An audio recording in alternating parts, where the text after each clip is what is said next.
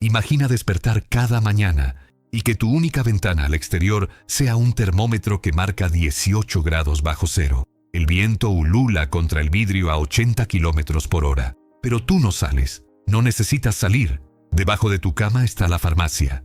3 pisos más abajo, la escuela de tus hijos. Y el supermercado está a un ascensor de distancia. Ahora imagina que ese edificio no es un búnker de emergencia ni una estación antártica. Es una ciudad entera, con 272 personas, su propia iglesia, su oficina de correos y hasta una plaza de juegos cubierta. Todo dentro de una sola estructura de 14 plantas. En algún lugar del planeta, los seres humanos han tomado las condiciones más hostiles que la naturaleza pudo imaginar. El frío más brutal, el calor que derrite el pensamiento, alturas donde el aire se niega a entrar en los pulmones, ciudades construidas sobre el agua abierta, sin tierra bajo los pies, a 86 kilómetros de la orilla más cercana, y han respondido con una sola palabra: aquí. Hoy en El Confín vamos a recorrer las 13 ciudades más imposibles del mundo, lugares donde vivir no debería ser posible, y donde sin embargo la humanidad decidió quedarse. Algunos de estos asentamientos ya no existen. Otros siguen en pie, desafiando cada día a la física, al clima y al sentido común. Bienvenidos a El Confín.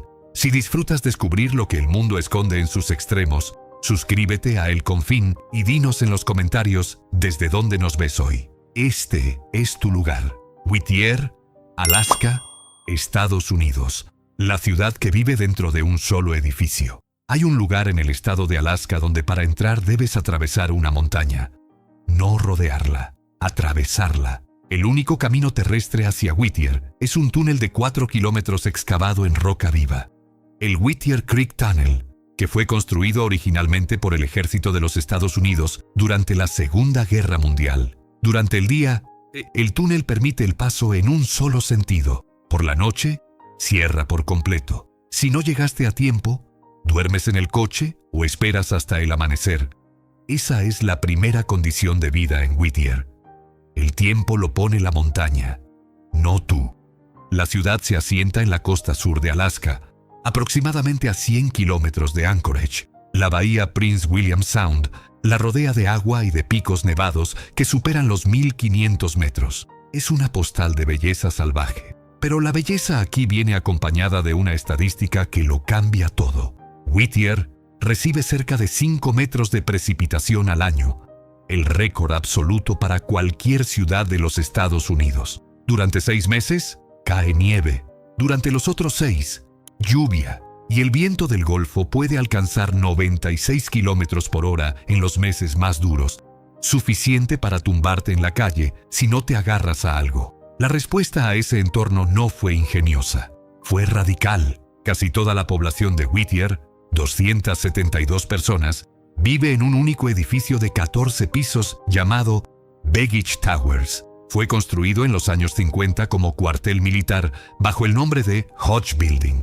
Cuando el ejército se retiró, los residentes lo convirtieron en su hogar permanente. Dentro de esas 14 plantas funcionan una tienda de comestibles, una oficina de correos, una comisaría de policía, una clínica médica, una pequeña iglesia bautista y una zona de juegos cubierta para niños. Un corredor climatizado une el edificio directamente con la escuela, para que ningún niño tenga que salir al exterior para ir a clase. Los habitantes de Whittier literalmente pasan semanas enteras sin poner un pie fuera del edificio, y no porque estén encerrados. Es simplemente la solución más lógica a un clima que no admite negociaciones. Una residente llamada Brenda Tolman crió 2 renos en el terreno exterior. Un invierno, la nieve se acumuló más de 4 metros junto a la valla de su cercado. Los animales simplemente caminaron sobre la nieve hasta pasar por encima del cerco y desaparecieron en las montañas. Ni siquiera la cerca pudo contener lo que el clima construyó de la noche a la mañana. El ejército de los Estados Unidos utilizó Whittier durante la Guerra Fría como punto de distribución de armas nucleares tácticas hacia el Pacífico Norte. Los túneles subterráneos que hoy conectan el Baggage Towers con otras estructuras del pueblo fueron diseñados originalmente para mover armamento en secreto bajo la montaña, sin exposición al exterior. Los vecinos viven sobre una red de corredores que fueron, durante décadas, parte de la infraestructura nuclear estadounidense. Lo que Whittier resolvió con un solo edificio y una montaña como escudo, el siguiente lugar lo resolvió de una manera que ningún arquitecto habría imaginado: hacia abajo. Coober Pedy, Australia del Sur, la ciudad que decidió vivir bajo tierra. En enero de 1960, un termómetro en el desierto australiano de Coober Pedy marcó 53,9 grados centígrados. A esa temperatura, una taza de aluminio dejada al sol se calienta hasta el punto en que duele tocarla con la palma de la mano. El asfalto se vuelve pastoso. Los pájaros mueren en pleno vuelo. Un día de verano normal en este lugar registra entre 40 y 45 grados a la sombra, sin viento que alivie, con una polvareda rojiza que lo impregna todo, porque durante décadas de trabajo minero las colinas han sido vaciadas por dentro, y el polvo vive suspendido en el aire como una segunda atmósfera. Coober Pedy se encuentra a 850 kilómetros al norte de Adelaida, en el corazón del Outback australiano, una de las regiones más áridas e inhóspitas del planeta. El nombre proviene de la lengua del pueblo Arabana y significa, con una precisión brutal, hombre blanco en hoyo. Sobre las colinas, en lugar de tejados, asoman cientos de tubos de ventilación blancos, la única señal visible de que allí dentro vive gente. En 1915, un muchacho de 14 años llamado Willie Hutchison encontró una ópalo mientras acompañaba a su padre en una expedición de exploración. La piedra era valiosa y había muchísimas más. Llegaron prospectores de todo el mundo y pronto quedó claro que vivir en la superficie bajo ese sol era simplemente imposible. Entonces aplicaron la lógica del minero. Si el trabajo está bajo tierra, la vida también puede estarlo. Los habitantes comenzaron a excavar sus casas directamente en la roca arenisca de las colinas. A estas viviendas las llaman dugouts. En el interior de un dugout, la temperatura se mantiene en torno a 24 grados durante todo el año, sin aire acondicionado, sin calefacción, sin factura de electricidad. Las paredes de arenisca absorben el ruido, la polvareda y los cambios bruscos de temperatura del exterior. En Coober Pedy viven actualmente unas 2.500 personas, y más de la mitad de ellas habita bajo la superficie terrestre. La ciudad subterránea tiene una iglesia ortodoxa serbia excavada en la roca, con sus iconos, su altar y sus lámparas votivas intactos. Los feligreses bajan a la misa como si bajaran a una mina. Hay un hotel subterráneo, un museo subterráneo, una galería de arte y hasta un cementerio también bajo tierra. Una casa de 3 dormitorios vale aproximadamente lo mismo que una vivienda convencional en la superficie, pero sin facturas de climatización. La galería minera que rodea la ciudad ha producido más del 90% del ópalo del mundo. Australia domina el mercado global de esta piedra y Coober Pedy es su capital silenciosa. Varias escenas de la película Mad Max, Más allá de la cúpula del trueno, fueron rodadas en Coober Pedy. El equipo de producción eligió el lugar porque ya parecía un mundo post-apocalíptico, sin necesidad de construir ningún escenario. Los residentes del pueblo actuaron como extras. Cuando terminó el rodaje, los decorados fueron literalmente abandonados en el desierto. Y todavía se pueden ver. Del calor que obliga a esconderse bajo la tierra, pasamos ahora a un enemigo completamente distinto. El que no se ve, no se toca y sin embargo te aplasta desde dentro. La Rinconada. Perú, la ciudad más alta del mundo habitada permanentemente. Hay un límite invisible en la atmósfera terrestre a partir del cual el cuerpo humano empieza a rendirse. A 5.100 metros sobre el nivel del mar, el aire contiene aproximadamente la mitad del oxígeno disponible a nivel del mar.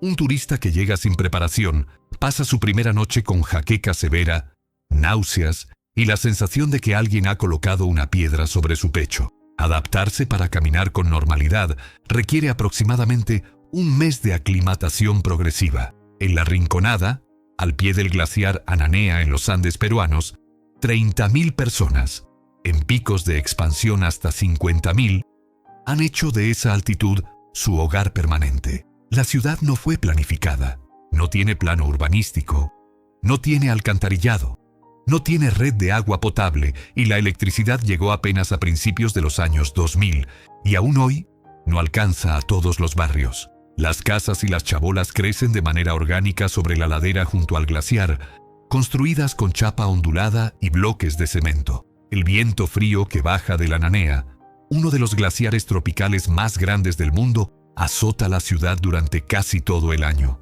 La temperatura media ronda los 0 grados, que lleva a decenas de miles de personas a elegir este lugar.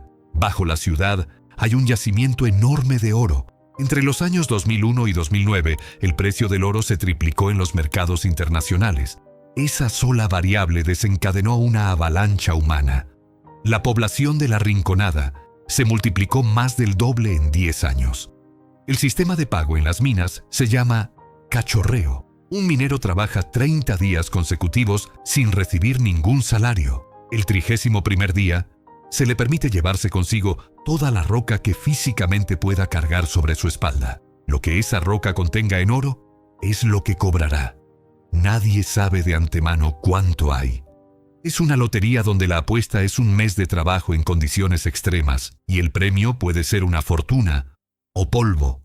El suelo de La Rinconada está impregnado de mercurio, el producto químico utilizado artesanalmente para separar el oro de la roca. Las aguas subterráneas están contaminadas. La esperanza de vida promedio de un minero en La Rinconada ronda entre los 30 y los 35 años. Es decir, la mitad de la media nacional peruana.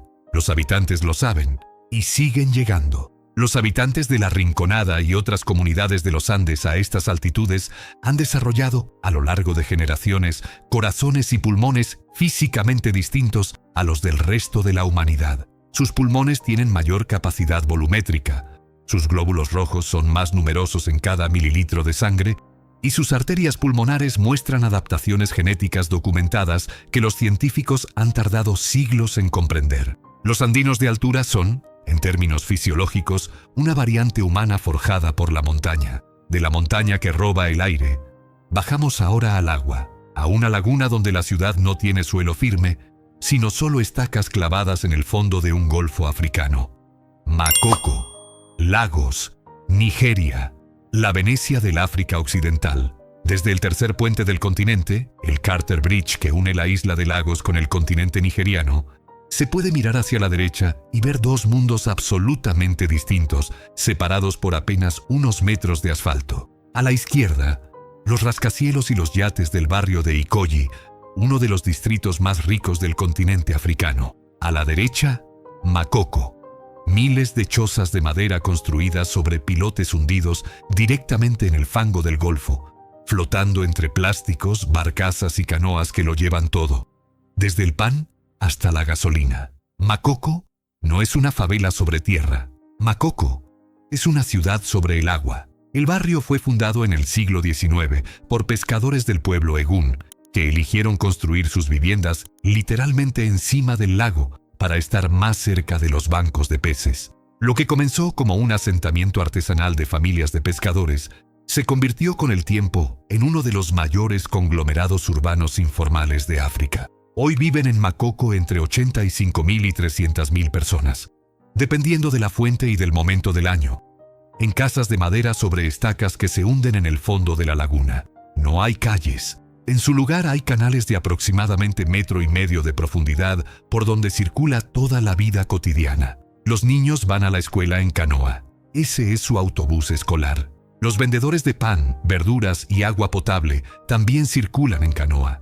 Debajo de las casas pasan otras embarcaciones cargadas de bidones de gasolina. La economía entera de Makoko se mueve sobre el agua y en ella también se vierten todos los residuos, porque Makoko no tiene alcantarillado de ningún tipo. En 2012, el arquitecto nigeriano Kunle Adeyemi, respaldado por el Programa de Naciones Unidas para el Desarrollo, diseñó y construyó una escuela flotante triangular para Makoko, el Makoko Floating School, una plataforma sobre barriles de plástico con capacidad para 100 alumnos y una cubierta fotovoltaica. Fue portada de revistas de arquitectura de todo el mundo y ganó premios internacionales. En 2016 se hundió durante una tormenta. Nadie resultó herido, pero el edificio desapareció. Makoko continúa, como siempre, sin arquitectura premiada y sin planes de mejora real. El gobierno del estado de Lagos intentó demoler Makoko en 2012, enviando bulldozers y policías sin previo aviso. Miles de familias fueron desalojadas en horas. La acción provocó una ola de protestas internacionales y fue paralizada por los tribunales. Makoko no desapareció. Volvió a crecer exactamente donde estaba, sobre el mismo fango, sobre los mismos pilotes, con la misma testarudez silenciosa de quien sabe que no tiene otro lugar a donde ir. Pero si crees que esto ya es extraordinario, lo que viene a continuación va a redefinir lo que entiendes por ciudad imposible.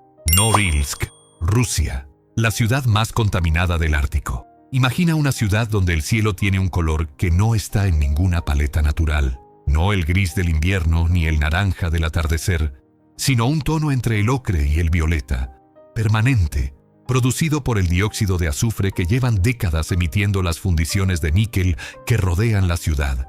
En Norilsk, la nieve que cae en invierno llega al suelo de color oscuro. Los árboles en un radio de 30 kilómetros han muerto todos. El suelo está impregnado de metales pesados a niveles que superan en cientos de veces los límites considerados seguros. Norilsk está ubicada en la Siberia Ártica, a 400 kilómetros al norte del Círculo Polar Ártico, en la península de Taimyr. Es la ciudad más al norte del mundo, con una población que supera los 100.000 habitantes. Actualmente reside allí algo más de 175.000 personas. El invierno dura 9 meses. Durante 2 meses, el sol no sale en absoluto. La temperatura media en enero ronda los 36 grados bajo cero y los vencedores de las tormentas de nieve polares, las llamadas purgas, pueden cortar la visibilidad a cero y hacer la calle literalmente intransitable durante días. La ciudad fue fundada en los años 30 como campo de trabajo del Gulag. Stalin necesitaba el níquel, el cobre y el paladio que guardaban las rocas de Taimyr, y los resolvió con mano de obra esclava. Entre 1935 y 1956, se calcula que más de 600.000 personas pasaron por el campo de Norilsk.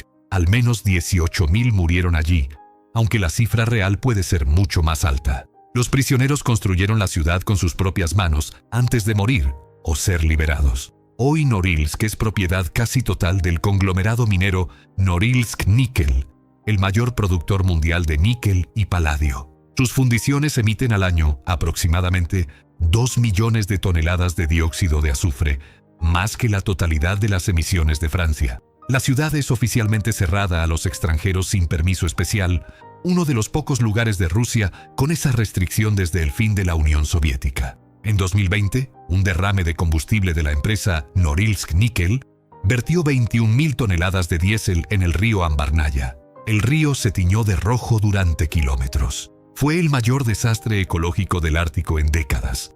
La empresa fue multada. La contaminación permaneció. El suelo de Norilsk contiene una concentración de metales preciosos tan alta que es literalmente rentable procesar el polvo de las calles de la ciudad.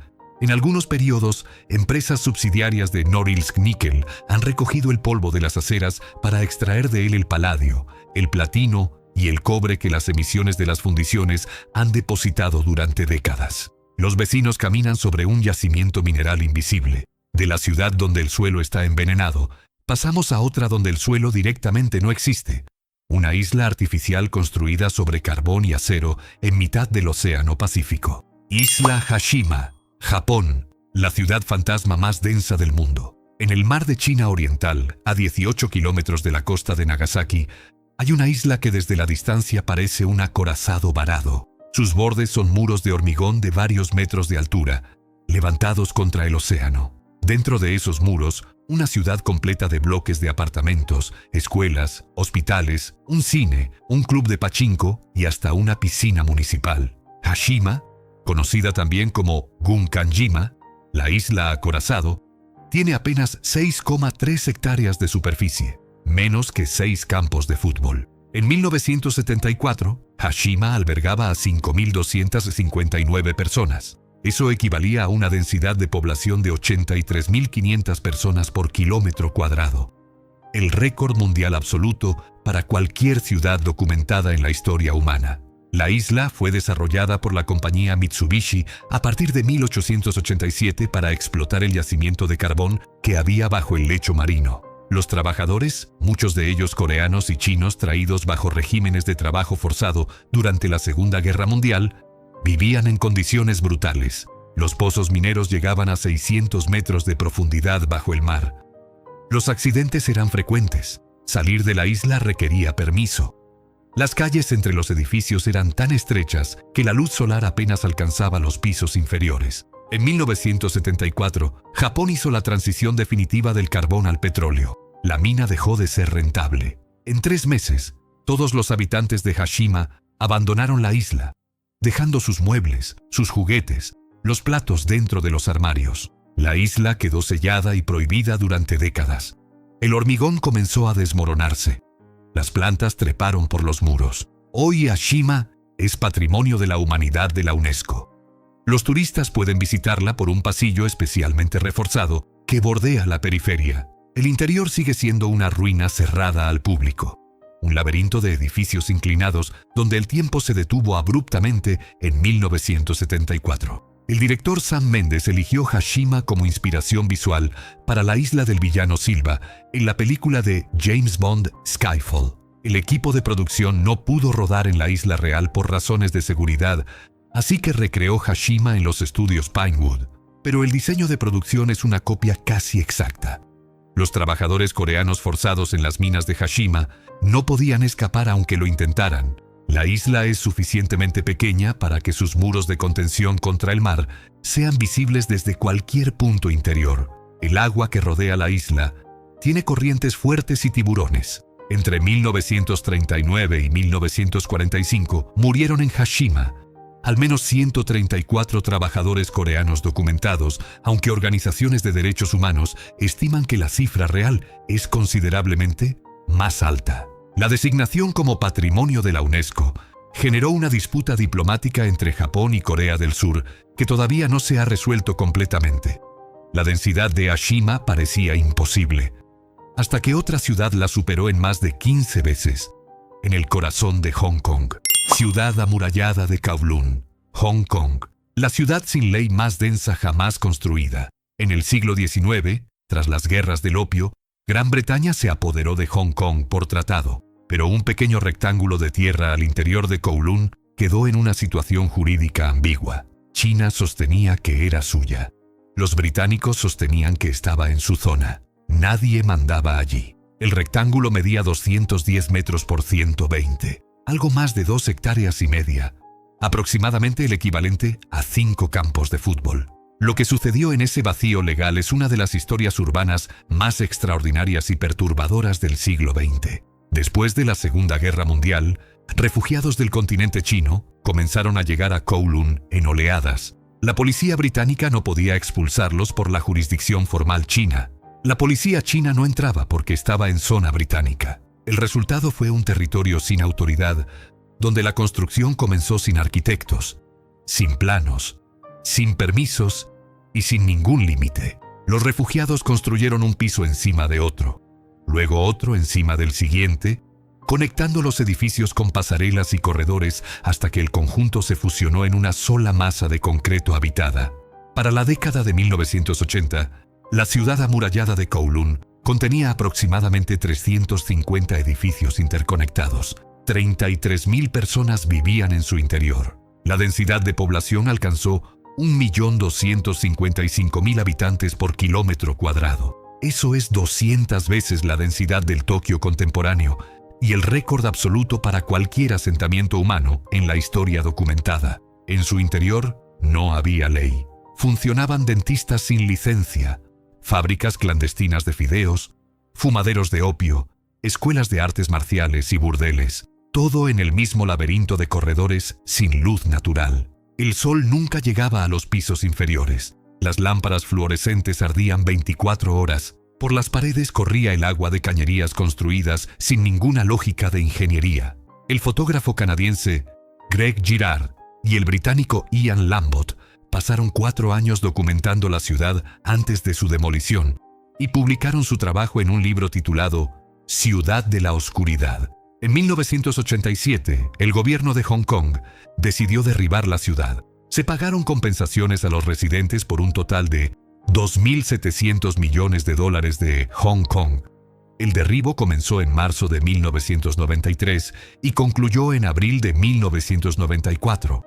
350 edificios, levantados sin un solo ingeniero en medio siglo, desaparecieron en 14 meses. Las triadas de Hong Kong Organizaciones criminales chinas con siglos de historia controlaban de facto la ciudad amurallada. Sin embargo, los estudios posteriores revelaron algo inesperado.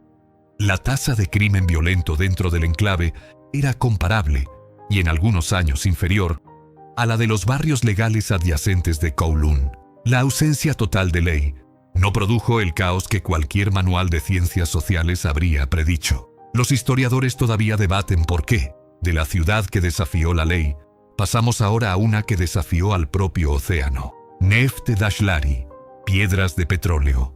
Azerbaiyán, la ciudad construida sobre el mar. En el centro del mar Caspio, a 86 kilómetros de la costa de Bakú, hay una ciudad que no tiene tierra bajo sus pies. Ninguna, solo acero, hormigón, plataformas elevadas sobre pilotes y 300 kilómetros de carreteras construidas sobre el agua a una altura de varios metros sobre el nivel del mar. El 7 de noviembre de 1949, una brigada de perforadores soviéticos liderada por el maestro Mikhail Kaberochkin extrajo el primer petróleo de un pozo a 1 kilómetro de profundidad en el lecho del Caspio. La plataforma estaba sola en mitad del mar. Para explotar el yacimiento de manera continua, hacía falta algo mucho más grande. Los ingenieros soviéticos resolvieron el problema con una idea que la industria petrolera mundial no había visto nunca. En 1950 tomaron 7 viejos barcos fuera de servicio y los hundieron deliberadamente, uno contra el otro, en el punto elegido. Los cascos se asentaron en el fondo y formaron un arrecife artificial. Sobre ese arrecife vertieron tierra, piedra y chatarra hasta crear una pequeña plataforma sobre la superficie del agua. Luego clavaron pilotes de acero en el fondo y soldaron pasarelas. Sobre las pasarelas instalaron bombas de extracción. Y así nació el núcleo de lo que se convertiría en Neft Dashlari, piedras de petróleo. Lo que siguió desbordó cualquier expectativa. En 1958, sobre los pilotes del Caspio se levantaban edificios de 9 plantas para los trabajadores. A finales de los 70, la ciudad tenía una panadería, un cine, una clínica médica, un taller de producción de limonada y un parque con árboles reales, cuya tierra había sido transportada desde la costa en barcazas. El campo de fútbol también tenía tierra traída del continente. Las carreteras elevadas que conectaban las plataformas sumaban en su punto máximo más de 300 kilómetros de longitud sobre el agua, suficiente para ir de Moscú a Briansk. La ciudad tenía dirección postal propia y red de autobuses sobre los viaductos. En su momento de mayor actividad, en los años 60, vivían en Neft Dashlari unas 5.000 personas. El agua potable llegaba desde la costa por 2 tuberías submarinas de 350 milímetros de diámetro. El cineasta suizo Mark Wolfensberger tardó 8 años en obtener permiso para rodar allí. Cuando lo consiguió, llamó a Neft Dashlari la octava maravilla del mundo. Hoy la ciudad todavía funciona. La compañía estatal azerbaiyana SOCAR extrae aproximadamente 1 millón de toneladas de petróleo al año. Alrededor de 2.000 trabajadores rotan en turnos. Pero el Caspio está recuperando lo que el hombre le arrebató. Después del colapso soviético, nadie tuvo presupuesto para mantener 300 kilómetros de viaductos. Muchas plataformas están abandonadas. Muchos tramos de carretera elevada han caído al agua. El 4 de diciembre de 2015, durante una tormenta, parte de un edificio residencial se derrumbó al mar. 3 trabajadores de SOCAR desaparecieron esa noche. De los 300 kilómetros de carreteras originales, hoy quedan operativos aproximadamente 45. El poeta azerbaiyano Süleyman Rüstem escribió una oda a Neft Dashlari en los años 50 que se convirtió en himno nacional no oficial durante la era soviética. En ella comparaba a los trabajadores del mar con guerreros que habían conquistado el océano. La ciudad fue durante décadas un símbolo de orgullo nacional, retratada en sellos postales, pinturas monumentales y películas de propaganda. Hoy esa misma ciudad se hunde lentamente, sin ceremonias y casi sin testigos. Hoy Emiakon, Rusia, el pueblo habitado más frío de la Tierra. Existe un lugar en la superficie de este planeta donde la temperatura más baja jamás registrada en un asentamiento humano permanente alcanzó los 67,7 grados centígrados bajo cero. No en una expedición antártica, no en una base científica provisional, en un pueblo donde viven unas 500 personas que tienen nombre, apellido, familia y que cada mañana salen a la calle a llevar a sus hijos al colegio. Oymyakon está ubicado en la región de Yakutia, en el noreste de Siberia, al fondo de un valle que actúa como trampa natural para el aire frío que desciende de las montañas y se estanca sin escapatoria. El nombre significa, en lengua yakuta, algo aproximado a agua que no se congela, una referencia a un manantial geotérmico local que borbotea todo el año incluso cuando el exterior es un infierno blanco. El récord de 67,7 grados bajo cero fue registrado el 6 de febrero de 1933 por el explorador soviético Sergei Obruchev. En esas condiciones, el combustible diésel se solidifica.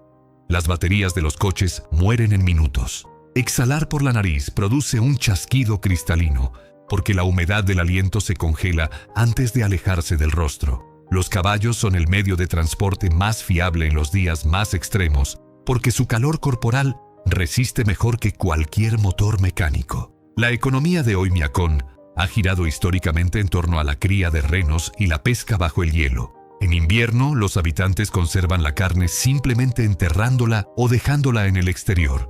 La naturaleza hace de congelador permanente. Los funerales en enero son un desafío logístico. El suelo permafrost está congelado varios metros de profundidad y hay que encender hogueras durante días antes de poder excavar una tumba. Una familia de la región, los Afanasiev, lleva documentadas 5 generaciones viviendo en el valle sin haber emigrado a latitudes más templadas. El hijo mayor de la familia actual, Andrei Afanasiev, fue entrevistado por un periodista del National Geographic en 2017. Le preguntaron por qué seguía allí. Respondió: «Aquí nacieron mis abuelos. Aquí están enterrados. ¿A dónde voy a ir? En Oymyakon no existe ningún sistema de alcantarillado subterráneo, porque cavar cualquier tubería en el permafrost provoca su descongelación parcial y posterior colapso. Los pozos negros son estructuras de madera sobre la superficie. Todos los edificios están construidos sobre pilotes elevados del suelo para evitar que el calor de la construcción descongele el permafrost que los sostiene. Si una casa calienta demasiado el suelo bajo sus cimientos, literalmente se hunde. Hemos atravesado el frío extremo, el calor extremo, la altura extrema, el agua y el hielo. Pero el lugar que viene a continuación llevó la imposibilidad a una escala que ningún otro de los anteriores alcanzó. Santa Bárbara, plataforma petrolera habitada, Golfo de México, Los Uros, Lago Titicaca, Perú, Bolivia, la civilización que construyó sus propias islas. Hay islas en el lago Titicaca que no existían hace 1000 años. No son volcánicas, no son fluviales, no fueron levantadas por ningún evento geológico. Fueron construidas a mano, fibra, por los antepasados del pueblo Uro, que hace más de 1 milenio decidió que el lago era un mejor hogar que la tierra firme, y decidió fabricarse su propio suelo. El lago Titicaca, a 3.812 metros sobre el nivel del mar en la frontera entre Perú y Bolivia, es el lago navegable más alto del mundo. Sus aguas son de un azul profundo e inmóvil que refleja el cielo andino con una fidelidad que hace difícil saber dónde termina el lago y dónde empieza el firmamento. En sus orillas, el pueblo Uro lleva generaciones construyendo y manteniendo unas 90 islas artificiales hechas enteramente de totora, el junco acuático que crece en las aguas del Titicaca. Las islas flotan, literalmente. Son balsas de varios metros de grosor, construidas con capas de totora superpuestas que se anclan al fondo del lago con cuerdas de totora. A medida que la parte inferior se pudre, la superior sigue siendo sólida. Los uros añaden capas nuevas cada pocas semanas. La superficie de la isla tiene la consistencia de una esponja firme.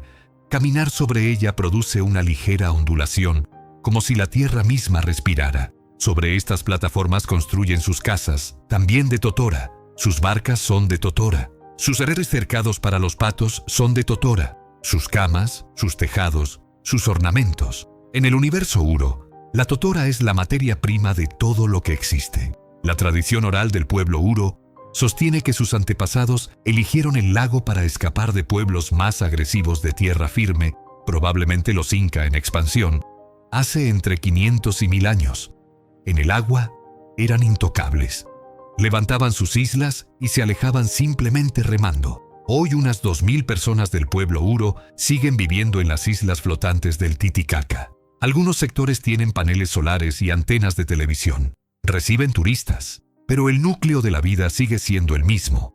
La totora, el lago, el silencio del altiplano y el viento que baja de los Andes. Guillermo Mamani, un anciano Uro de 72 años entrevistado por investigadores de la Universidad Nacional del Altiplano en 2019, describió así su relación con el lago. El lago no es nuestro hogar. Nosotros somos parte del lago. Cuando yo muera, el lago me va a tener a mí también. Las islas de los Uros tienen una propiedad térmica que la ciencia tardó en comprender. La masa de totora en fermentación genera calor desde abajo, como una cama de compostaje viva. En las noches más frías del altiplano, donde las temperaturas caen varios grados bajo cero, la superficie de la isla es entre 3 y 5 grados más cálida que el aire exterior. Los Uros duermen, en cierta medida, sobre una estufa natural hecha de junco. Centralia, Pensilvania, Estados Unidos. La ciudad que arde bajo tierra desde 1962, hay una carretera en el estado de Pensilvania que nadie debería recorrer. La Ruta 61, en el tramo que pasa por donde estuvo el pueblo de Centralia, está agrietada, levantada, convertida en un mosaico de asfalto fracturado por el calor que surge desde abajo. En invierno, el suelo de Centralia no se cubre de nieve. El calor subterráneo la derrite antes de que llegue a cuajar. Del suelo emergen penachos de vapor y humo que ascienden entre los árboles sin que haya ningún edificio a la vista que los explique. Bajo Centralia llevan ardiendo, ininterrumpidamente, las vetas de carbón de antracita desde mayo de 1962. Nadie sabe con certeza cómo comenzó el incendio. La teoría más aceptada es que unos trabajadores municipales quemaron basura en un vertedero que estaba ubicado directamente sobre la entrada de una antigua mina abandonada. Las llamas alcanzaron la veta, y la veta de carbón hizo lo que lleva haciendo desde entonces: arder. Durante los años 60 y 70, Centralia era un pueblo minero próspero con más de 1.000 residentes, varias iglesias, escuelas, tiendas y una comunidad activa. Los informes sobre temperaturas anómalas en el suelo y emisiones de gas en sótanos fueron ignorados repetidamente por las autoridades. En 1981, un niño de 12 años llamado Todd Domboski caminaba por el jardín trasero de su abuela cuando el suelo cedió bajo sus pies y se abrió un agujero de casi 2 metros de diámetro y unos 50 metros de profundidad. Todd se agarró a unas raíces y su primo lo rescató segundos antes de que el hoyo se ampliara. Del fondo salían gases a 150 grados. El Congreso de los Estados Unidos aprobó en 1984 un fondo de $42 millones para reubicar a los habitantes. La mayoría se marchó. Algunos se negaron a abandonar sus casas. El gobierno tuvo que utilizar expropiaciones forzosas para sacar a los últimos residentes. En 2010, el código postal de Centralia fue oficialmente cancelado. Hoy viven allí entre 5 y 10 personas. Los últimos resistentes, ya de avanzada edad, que ganaron batallas legales para permanecer en sus casas hasta su muerte. El incendio de Centralia continuará ardiendo, según las estimaciones geológicas del Servicio Geológico de los Estados Unidos, durante otros 250 años. El pueblo destruido de Centralia fue la inspiración directa para la saga de videojuegos y películas Silent Hill. Los creadores japoneses del juego original citaron explícitamente el humo que emergía de las grietas del asfalto, la niebla permanente por la combustión subterránea y el pueblo abandonado como los elementos visuales centrales de su universo de terror. Una ciudad real que se consume en silencio desde dentro se convirtió en el escenario de una de las franquicias de horror más influyentes de la cultura popular. Banqiao, zona de reasentamiento de las Tres Gargantas. China, Dalol, Etiopía, la ciudad habitada más caliente de la historia. Existe un lugar en el noreste de Etiopía donde la temperatura media anual, incluyendo noches y meses de invierno, es de 34,4 grados centígrados. Es la temperatura media más alta registrada para cualquier localidad habitada en el planeta. En julio, el termómetro ronda regularmente los 50 grados. El paisaje es un campo volcánico activo, donde el suelo revela fumarolas, salmueras de color neón, géiseres de ácido sulfúrico y cráteres del tamaño de canchas de tenis que emergen y desaparecen después de cada actividad sísmica. Dalol se encuentra en la depresión de Danakil, una de las zonas geológicamente más activas del planeta, en la confluencia de 3 placas tectónicas que se están separando actualmente. El territorio es parte del pueblo Afar, uno de los grupos humanos más resilientes del mundo, que lleva milenios habitando una de las regiones más inhóspitas de la Tierra. La depresión de Danakil llega a 125 metros por debajo del nivel del mar, lo que la convierte en uno de los puntos más bajos del continente africano. Lo que motivó la aparición de un asentamiento en Dalol fue la sal. La depresión de Danakil contiene enormes depósitos de sal gema, potasa y otros minerales industriales que la actividad volcánica ha concentrado allí durante millones de años. A partir del siglo XIX, y especialmente durante el colonialismo italiano, en Eritrea y Etiopía, comenzaron a operar allí minas de potasa. Las compañías levantaron barracones para los trabajadores. Los Afar locales llevaban siglos extrayendo sal en bloques y transportándola en caravanas de camellos hacia las tierras altas. Los mineros del pueblo Afar que trabajan en las salinas de la depresión de Danakil se organizan en cuadrillas que pasan semanas en el desierto salado, cortando bloques de sal con herramientas rudimentarias bajo un sol que es, literalmente, el más brutal del planeta para cualquier ser humano. Las mujeres permanecen en las aldeas de las tierras altas. Los hombres van y vienen del infierno como si se tratara de una jornada laboral. El geólogo alemán Volker Lorenz describió la zona en 1969 como el lugar más hostil para la vida humana en la superficie terrestre. Casi 60 años después, los Afar siguen trabajando allí. Los cráteres hidrotermales de Dalol producen uno de los espectáculos visuales más perturbadores del planeta. Piscinas de salmuera de colores que van del amarillo limón al verde esmeralda, pasando por el naranja y el blanco brillante, con temperaturas que superan los 120 grados en el interior de los charcos. A pesar de este aspecto de paraíso alienígena, las aguas son absolutamente letales.